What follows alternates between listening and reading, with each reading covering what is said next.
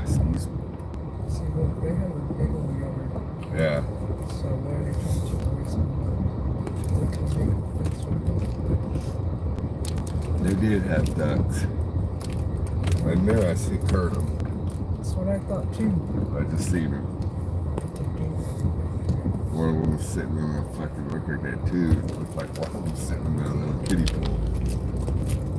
That's funny.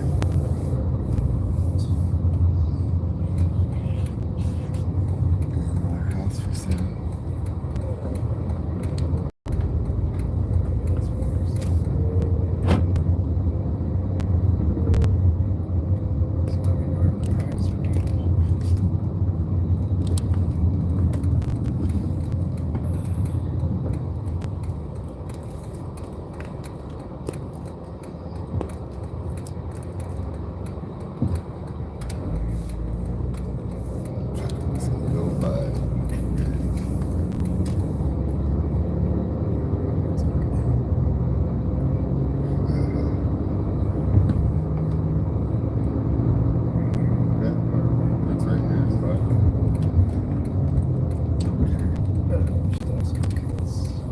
Try it. I mean, that's all we can do is try it.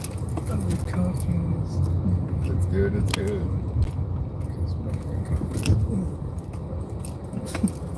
Yeah, I'll try this.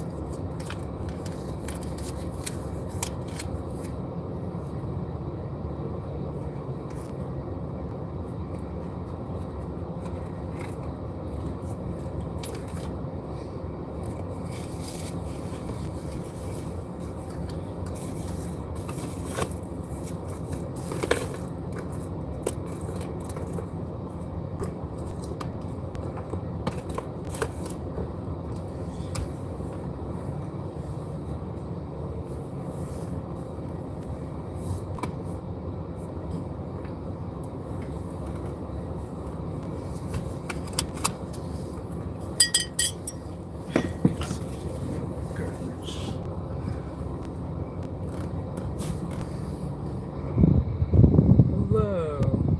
Give me 1 sec.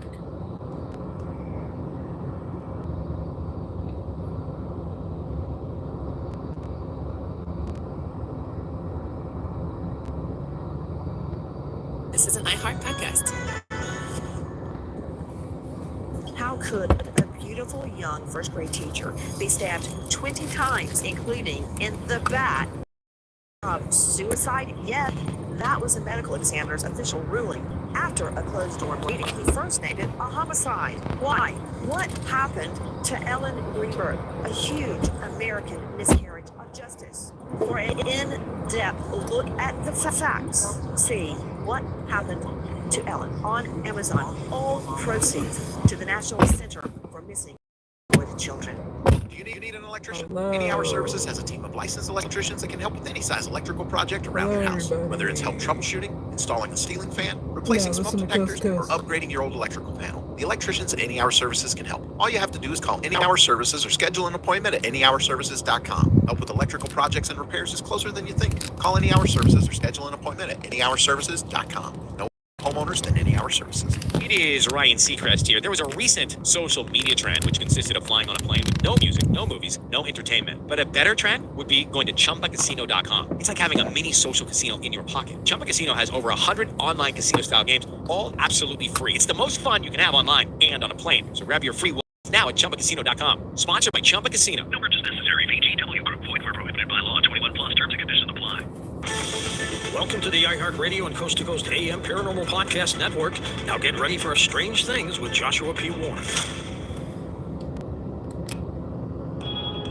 Welcome to our podcast. Please be aware the thoughts and opinions expressed by the host are their thoughts and opinions only and do not reflect those of iHeartMedia, iHeartRadio, Coast to Coast AM, employees of Premier Networks, or their sponsors and associates. We would like to encourage you to do your own research and discover the subject matter for yourself.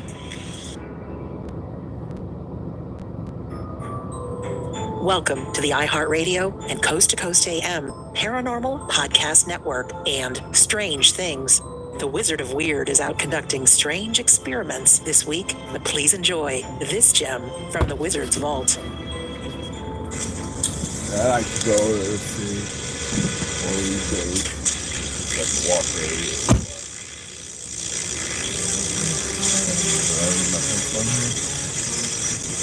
Get ready to be amazed by the Wizard of Weird. This is Strange Things with Joshua P. Warren. Yeah, stupid fucking car. What the fuck? I am Joshua P. Warren, and each week on this show, I'll be bringing you brand new, mind-blowing content, news, exercises, and weird experiments you can do at home, and a lot more. On this edition of the program, it's little person time again. That's right, I am recording this in March of 2023, so I've decided to get an early jump on celebrating St. Patrick's Day. Up the area mountain, down the rushy glen, we dare not go a-hunting for fear of little men. So, of course, I'm talking about leprechauns and the like, and I figure, it's better to perhaps have you listen to this a little early rather than right on St. Patrick's, so you'll have some time to enjoy the content. And I tell you what, I'm also going to do something on this show that I don't think I've ever done before. I am going to play a complete song for you, and this is an original by UFO Phil. And if you listen to Coast AM with George Norrie, you will know that he is a staple of the show. He has a very distinctive voice. He's a great musician and singer. And he composed this song that George has played, hundreds of times. I think he usually plays it at the end of maybe like Friday nights. And it's just called I'm Listening to Coast. And so UFO Phil has this song that I recently discovered called Larry the Lunar Leprechaun. So I will be playing that for you on the show with his permission, and so that's just a special fun thing. Another thing I'm going to do right up front here is something else that I've never done on a show. According to my DNA analysis, a good chunk of my DNA is Irish, also Scottish. So I decided I'm going to start off the show here with a shot of Irish whiskey. Yeah. And you know what? And if you have your favorite beverage nearby, go ahead and prepare it. We'll do a toast together. How about that? And so I don't drink liquor that much anymore. I used to when I was younger, growing up in Asheville, but now that I'm getting a little older, I find that often if I drink liquor, I feel too great the next day, but I think I can handle a shot of this. I just grabbed a bottle off of my bar here at home, and I'm in my home studio. I'm not going anywhere, so I can do this. I just might sound a little bit goofy the rest of the show, but what's new there? What do we have here? This is cask matured Kilbrin Irish whiskey. Nice green bottle. It's got a red foil seal on it. So I'm going to go ahead and pop this baby open. Oh yeah. And I've got my special shot glass here. I'm not going to go into that, but maybe someday I'll tell you about my special shot glass. Maybe I'll even sell you one so you can drink whiskey like me. All right, so I'm going to pour my shot of Irish whiskey to warm up for the show. And it is cold here, even though, I'm in Las Vegas, but you'd be surprised how chilly it gets here in Vegas. Okay. There's my one shot. And not only that, and okay, if you're ready, here we go. Here is one of the old Irish toasts I remember. As you slide down the banister of life, may the splinters always point the right way. Or, yeah, even if it is. Woo! Smooth and toasty, yet certainly powerful. It's got that little Irish whiskey burn at the end. All right, I think I'm loosened up now. I'm ready to do a St. Patrick's show, and I may as well start by doing something stupid and illogical. I think I'm going to debut a new segment on this show, and it's called "And Now I'm Going to Make My Wife Mad." What do you think? Is that a good idea? Is that a segment just to make my wife mad?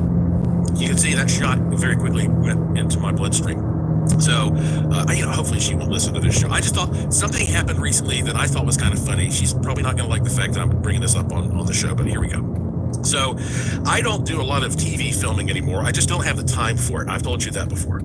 But I did agree to do a project recently out filming in the desert here, of course, in Las Vegas.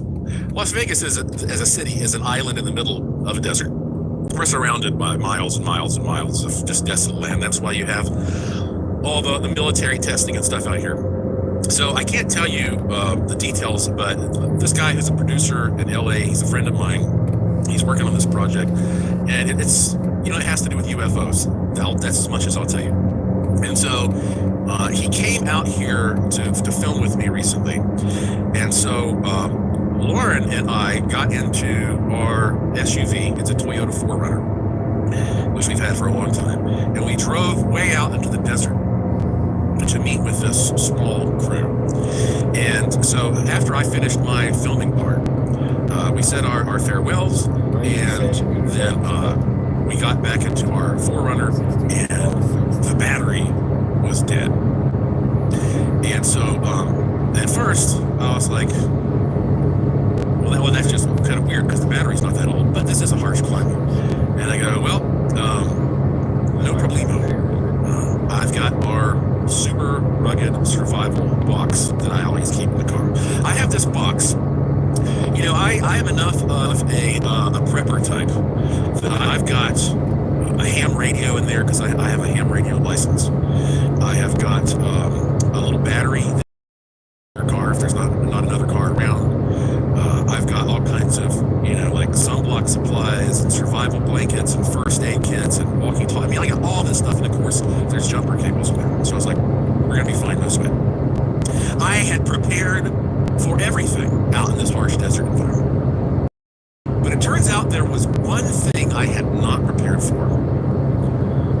My beautiful wife, Lauren, took the kit out of the car. Oops! I did not prepare for that. And so, and of course, I'm like, we have an emergency kit.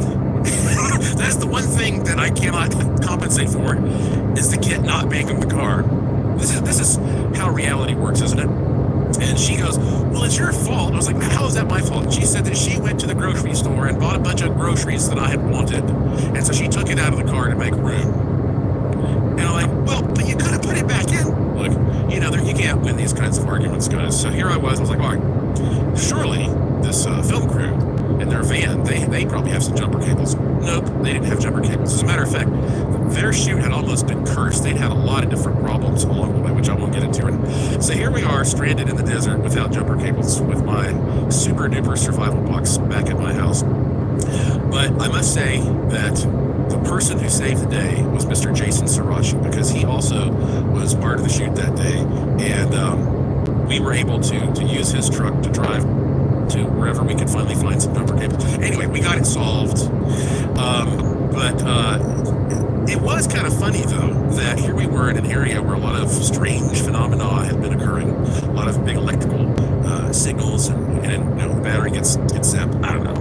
It seems like, and you may not realize this, if you start working on a paranormally oriented show, and I mean UFOs, ghosts, psychic phenomena, cryptids, any of that stuff, then often there are things that will work against you. There are obstacles that you will face. So everything turned out well, and it was a great lesson learned to your survival kit doesn't do any good for you unless you have it with you. All right, sorry about that, Lauren. But okay, now let's get ready to talk about St. Patrick's Day and the little people. Because my friend Jim Morrissey used to say, a little green man runs across the room at a party, and one person says, look, an alien. Another person says, look, a leprechaun. Another person says, look, a demon. Well, what are these things? We've seen them all throughout history from different cultural points of view, but we interpret these beings in different ways.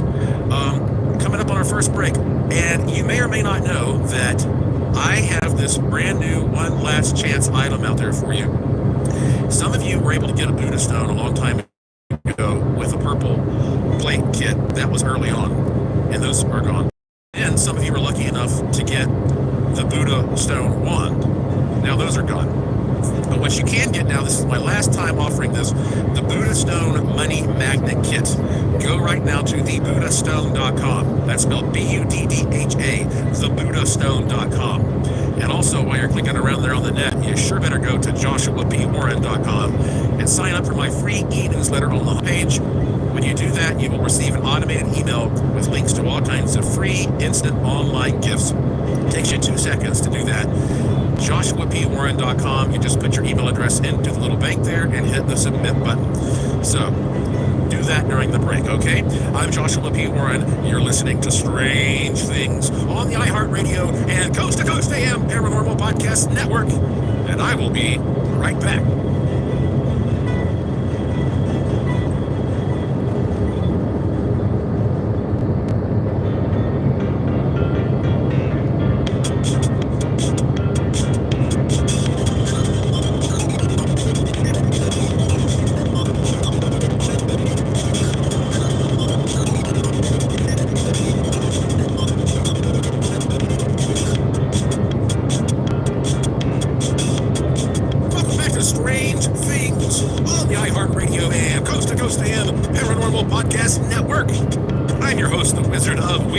Joshua P. Warren, beaming into your wormhole brain from my studio in Sin City, Las Vegas, Nevada, where every day is golden and every night is silver.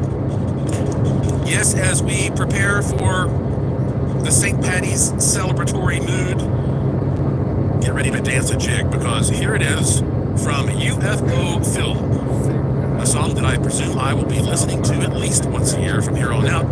This is Larry the Lunar Leprechaun.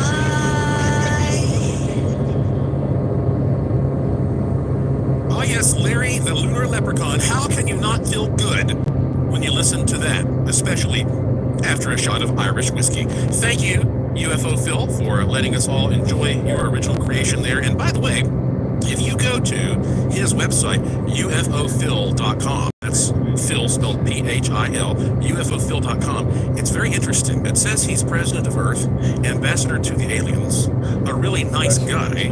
But listen to this. It says UFO Phil feature film in development. And if you are interested in becoming involved with the UFO feature film, he has an email address right there, and I'm sure he would be happy to hear from you. And I can't wait to see what he's going to come up with. So go check that out at ufophil.com. All right. Well, hopefully, if you're not in the mood by now, I don't know what else I can do for you. And now, look, I don't want this show to be redundant because I have had a lot of close friends tell me about having personal encounters with little people. And I have talked about all those stories before, so I'm not going to repeat them. If you want to hear those stories, go way back and listen to episode 23 of this Strange Things podcast. And it's called Are the Little People Real? Okay, episode 23. And also keep in mind that if you just want to see a whole list of all the Strange Things shows and my descriptions of them, because sometimes my description in some cases is a little different than the description that's posted with the podcast, just go to strangethingshow.com, strangethingshow.com, and you'll see the list of every single episode and what I think best describes that episode.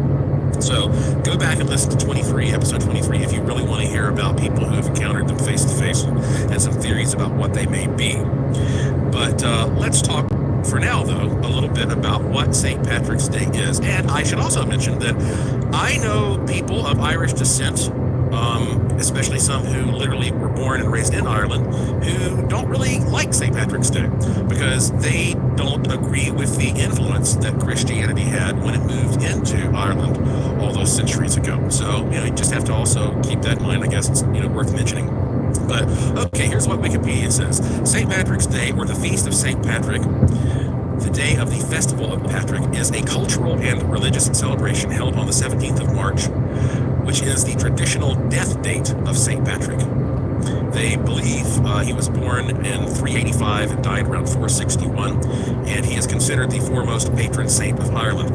I'm going to talk a little bit more about who he was in a minute. There's, the facts are unclear, but it looks like that he died when he was, an older fellow in his 70s or something. If you see some pictures of him, they show him looking a lot like Santa Claus with a long white beard. So it says here, St. Patrick's Day was made an official Christian feast day in the early 17th century and is observed by the Catholic Church, the Anglican Communion, the Eastern Orthodox, the Lutheran Church. Actually, I'm not going to name everything, but it says celebrations generally involve public parades and festivals, the wearing of green attire and or shamrocks, and it says historically restrictions on eating and drinking alcohol were lifted for the day, which encourage people to consume. It's a public holiday in the Republic of Ireland, Northern Ireland, Canadian province of Newfoundland and Labrador, widely celebrated in the U.S., Canada, Argentina, UK, etc., etc. And so here is what I can recall about the legend of St. Patrick. Again, this was so long ago, a lot of it's very unclear, but I believe he was, traditionally they say he was born somewhere in the British Isles, and somehow when he was like 16 years old, he ended up being captured and becoming a slave to Irish pirates.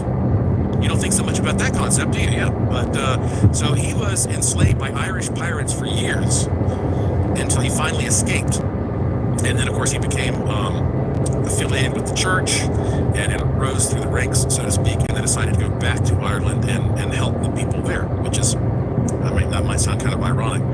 And he would use the shamrock to describe the Holy Trinity, because, shamrocks usually have just 3 leaves there. And, of course, being the Emerald Isle, green was always a big player.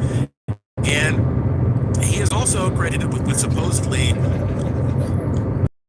all the snakes from Ireland. There's all this drama about getting up there and driving the snake out, but most people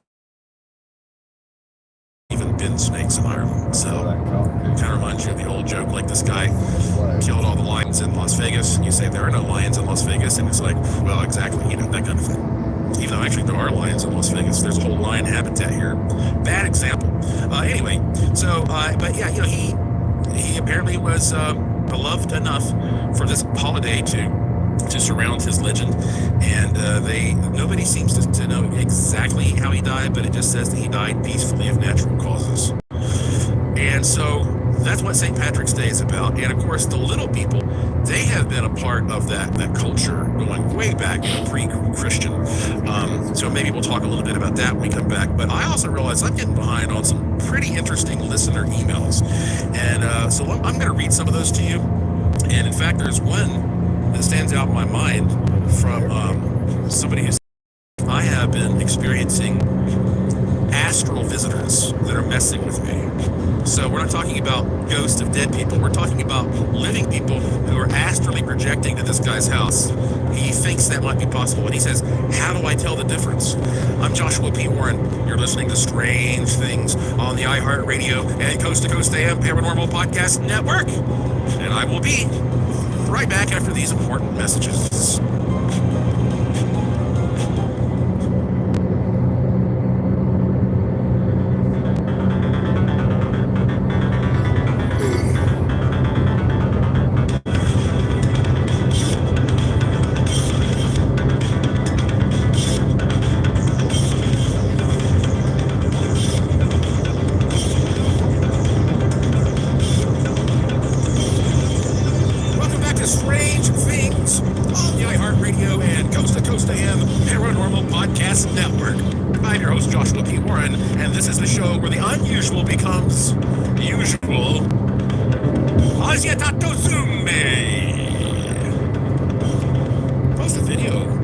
Saying that word on social media and just see what reaction you get.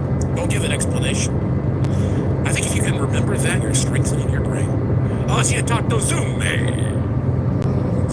All right, let's see what the story is behind leprechauns. And once again, if you listen to episode 23 of the show called Are the Little People Real, you're going to get a deeper understanding. But okay, here's just, since we're talking about it, Wikipedia. A leprechaun is a diminutive supernatural being in Irish folklore, classed by some as a type of solitary fairy. They are usually depicted as little bearded men wearing a coat and hat who partake in mischief. In later times, they have been depicted as shoemakers who have hidden a pot of gold at the end of the rainbow. Leprechaun-like creatures rarely appear in Irish mythology and only became prominent in later folklore. Have you ever seen Darby O'Gill and the Little People? Well, that's a great movie. And, I guess that's one of the cool things about the leprechaun concept is that we're going back to making wishes. The leprechaun can grant you a wish, but unfortunately, this whole idea of a leprechaun granting a wish has taken on kind of a sinister context because you've got to have drama in the stories. And so usually like the leprechaun wish comes at a price that is unexpected. So it reminds you of like the Monkey's Paw short story where be careful what you wish for. You might get it, but it's going to happen in a way that you're not going to like. You're going to have to sacrifice something else that you're not even thinking about. It's a surprise. And that has scared a lot of people away from the whole manifestation and wish-making practice. But in reality, you do not generally have to worry about that sort of thing because you are only capable of receiving what you put out when you are making up your desire to manifest something on your own. So, I guess if a little man pops up and asks you that, well, maybe that does have a catch. But that doesn't actually happen. When you're actually manifesting things, you are putting out the projection for what you want. And if you only put out positivity, then only positivity can come back. So don't even worry about that. Now let's leprechaun. This is actually a lot trickier than I thought it was going to be. The etymology. They say they think this word is descended from the old Irish luckerpan or leprechaun. It's like, okay, and then they give you different versions, and it's like, okay, well, what does all that mean? And apparently it's kind of unclear. They say the word may have been coined as a compound of the roots lagu and corp, which are Latin for small and body. Okay, and then it says that folk etymology derives the word from laith, which means half, and rogue, because of the frequent portrayal of the leprechaun as working on a single shoe. So, no, I guess nobody really knows for sure. But they say the leprechaun is said to be a solitary creature whose principal occupation is making and cobbling shoes, and who enjoys practical jokes. He is considered to be not a professional cobbler, but frequently seen in shoes. As he runs about so much, he wears them out with great frequency. And let's see. It says this is the perfect opportunity to capture a leprechaun when he's working on his shoes and then refusing to release him until the leprechaun gives the captor supernatural wealth. Okay. So, you know, if you're interested in leprechauns, you can read more about that on your own. But I just think it's always interesting to look at where these conditions come from. All right. Now let's get into some emails. Let's see what you are thinking. This comes to me from Andrew. I'm not sure where he is located. Oh, I'm just gonna. It's kind of a lengthy email, so let me just I'm just gonna read it best I can as he wrote it. He says, "Is there a way one can detect astral projectors, like using an EMF meter to find paranormal activity in the other life?" He goes on to say, "I have been experiencing some weird phenomena regarding spiritual activity and oppression. But multiple times they have claimed to be astral projecting, which I cannot confirm. Would you know of any method to figure out if they are astral projectors, telepaths messing with me, witches, ethereal beings, or ghosts of the dearly departed?" He says, "I've been trying to nail it down, but I'm just honestly distracted by some of their weird threats and judgmental attitudes." And then he gives some details. He says, "At one point I found myself in the middle of a park," and he tells where it is, but I'm not going to repeat that. And he says, "I was on a little island. I guess they have a pond there." And he says, basically calling whatever gods or gods would give me clarification. And I was doing this because these beings were claiming to be humbling me while mentally poor. So he says, I started messing with the back heard of before being used, but I digress. So here I am. When the wind kicks up 360-degree fashion all around, inside and outside my head, as if I were in the middle of a surround sound system. I hear this adult female voice say, "Will you go to war with me?" And then something along the lines of, "I'm Lilith." And he says, anyway, there's a bunch of more surprise occurrences, as if they're intentionally trying to mess with my head, but I am a for-once kind of person. So he says, if you have any knowledge on this or beings of other planes of existence, please let me know. All right, so, I mean, this is a weird email, right? What do you do with an email like this? So I just kind of tried to break it down the best I could. And I said, well, look, Andrew, in my opinion, as an investigator who measures these things best I can, there is no way to distinguish between astral projectors and other types of interactive spiritual beings by using detection equipment alone. It comes down to an interpretation of entity behavior and psychology that I've collected. Whenever something takes on a non-physical form, whether that be something we consider ghost or some person who's projecting astrally, essentially a part of them, a spiritual representation of them is materializing somewhat in the physical world and interacting with you. And that process still creates the same kinds of changes with electrostatic fields and electromagnetic anomalies. And so therefore, I don't think that you can just use our current level of detection equipment to differentiate. But that's why I went on to say that you have to look at their behavior, which is why that, you know, most ghosts are non-interactive and they're redundant and they're predictable, and you can see that this is almost like a recording in the environment that keeps replaying itself.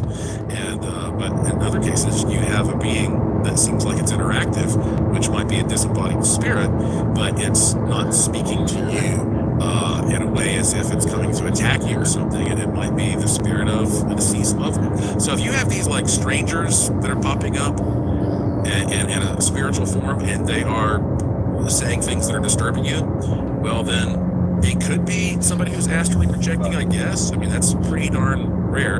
Or, you know, it's more likely some kind of a thing that would be classified as demonic, like some kind of being from another realm that's coming and messing with you. But on the other hand, you know what? You always, if you start having these experiences, I think you should go see a physician and make sure that you don't have a mental illness as well. You know, that's just part of the process, and have that checked out. But when it comes to like figuring out a behavioral question, I always tell people, email my friend Angela Moore and just learn what's going on. She might be able to help you sort through how to interpret the behavior of these things if you have something really coming through. And her email address is angelavision@yahoo.com, angelavision@yahoo.com. All right, so that's how I answered that question. Maybe that's of interest to some of you. Next, I have an email from Celeste, and she has a question about wands. And she said, first of all, the Buddha wand is gorgeous. I love it. And it was beautifully wrapped. But then she talks about another type of wand. And she says, how do I tell the difference between these wands and how to use them? Do they do the same thing? This is a question I get a lot from people who have wands. So when we come back, I'll tell you about that. And then also some news. Scientists have built a tractor beam. I'm Joshua P. Warren. You're listening to Strange Things on the iHeartRadio and Coast to Coast AM Paranormal Podcast Network. I'll be right back.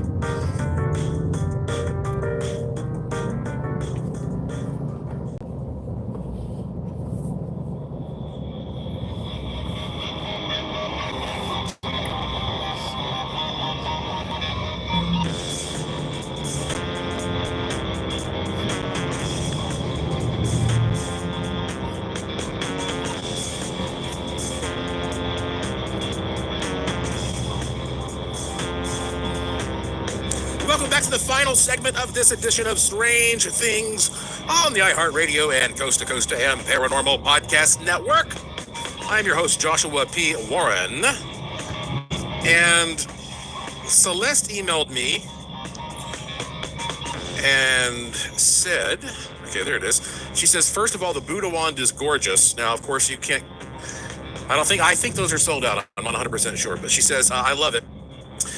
Also, I have the wand that has the magnets on the bottom with the quartz crystal on top. She is talking about the Forces of Nature wand. I'm pretty sure we have some of those still remaining if you go to the Curiosity Shop at joshuapwarren.com. And she said, can you explain the difference in the wands, or do they do the same things? Thank you in advance. And I get these questions from time to time about, different products and different versions of things. And so I figured I'd go ahead and read you what I sent her. I said, hi, Celeste. Both of these wands are intended to help you manifest whatever you like. I just experiment with different wand designs for different things. One day I'm in the mood for pizza for dinner, the next day grilled fish, etc. So pick whichever one draws you in for a particular wish.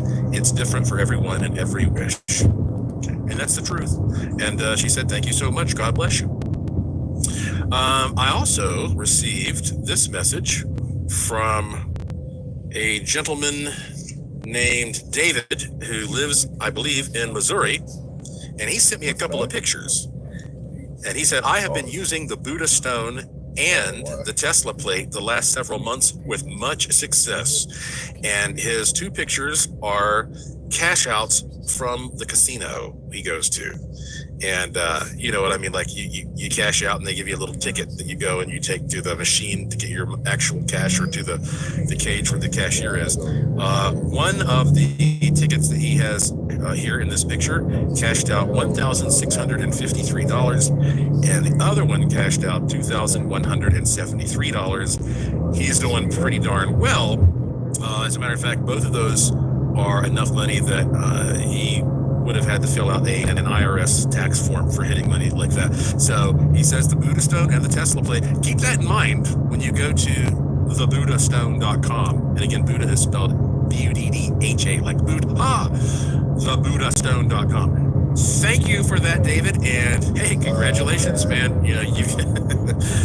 I bet your life is now easier in some ways, huh?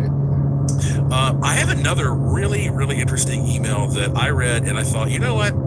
This is a subject that is interesting enough, I might turn it into like a main subject for a whole show. So I'm going to save that one for next time. But I do want to get this in here from popularmechanics.com. This just recently was published. It says scientists actually did it.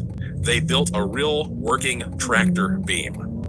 You know how in the sci-fi movies and TV shows, suddenly a tractor beam kicks on? I know they did this in Star Wars, and a ship gets caught in the beam and it can't move and it gets pulled in.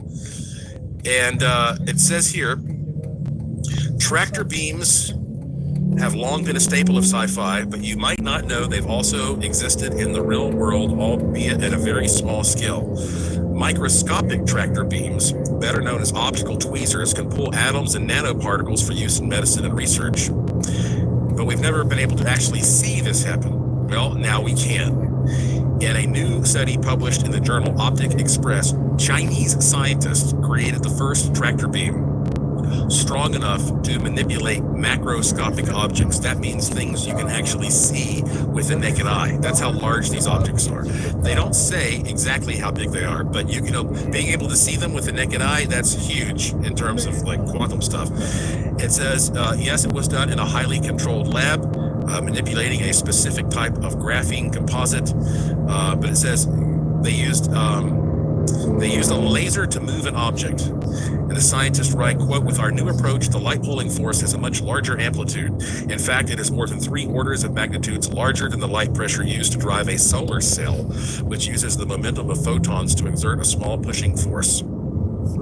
And so they say in the experiments, a torsional pendulum device presented the laser pulling phenomenon. So basically they created some kind of a pendulum, and they hit this thing with a laser, and they can suck it toward them. And so that's what these Chinese scientists have done. And they say that this could, whether or not this could work so well on big stuff here on Earth is yet to be seen. But a tractor beam like this could definitely manipulate vehicles and aircraft in space or somewhere like Mars. So interesting, huh? Popularmechanics.com. See, sci-fi coming to life.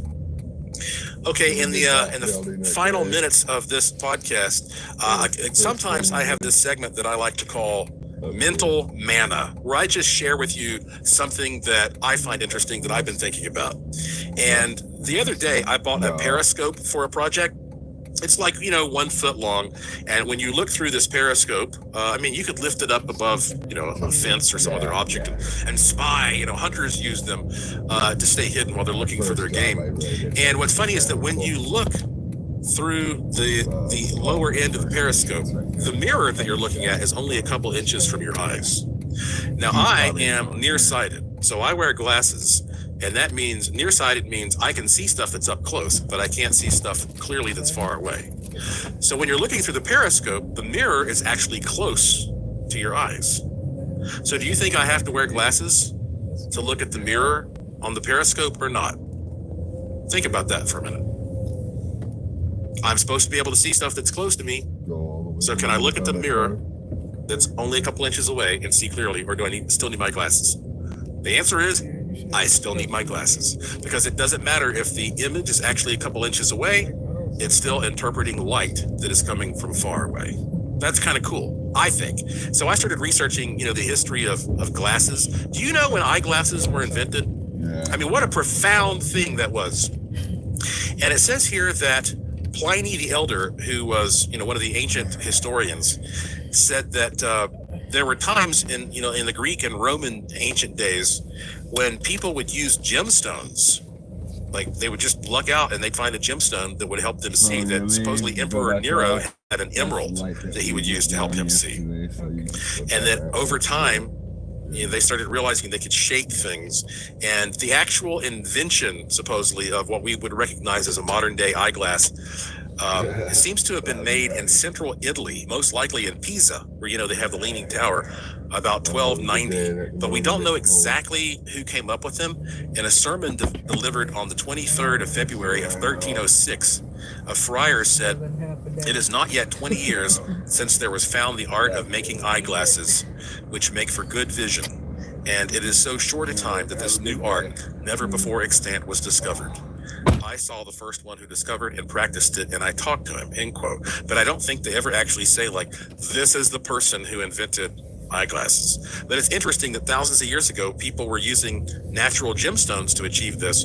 But apparently, the Italians in the late 1200s gave us what we would recognize now as eyeglasses. And what a revolutionary invention, and yet so simple by today's standards, because it's a passive device that just bends and manipulates light. So there's your mental manna for this edition of the program.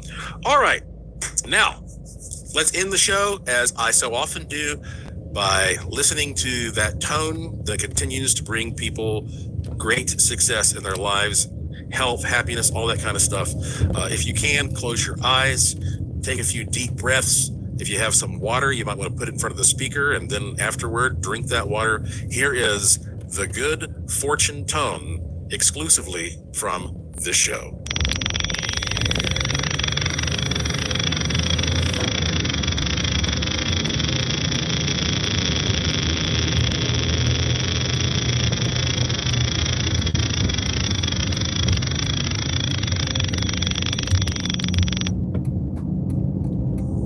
That's it for this edition of the show. Follow me on Twitter at Joshua P. Warren. Plus, visit joshuapwarren.com to sign up for my free e-newsletter to receive a free instant gift, and check out the cool stuff in the Curiosity Shop, all at joshuapwarren.com. I have a fun one lined up for you next time, I promise.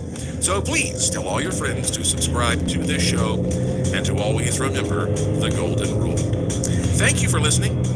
Thank you for your interest and support. Thank you for staying curious. And I will talk to you again soon. You've been listening to Strange Things on the iHeartRadio and Coast to Coast AM Paranormal Podcast Network.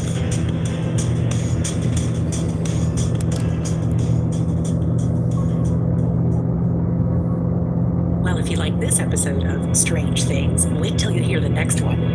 Thank you for listening to the iHeartRadio and Coast to Coast AM Paranormal Podcast Network.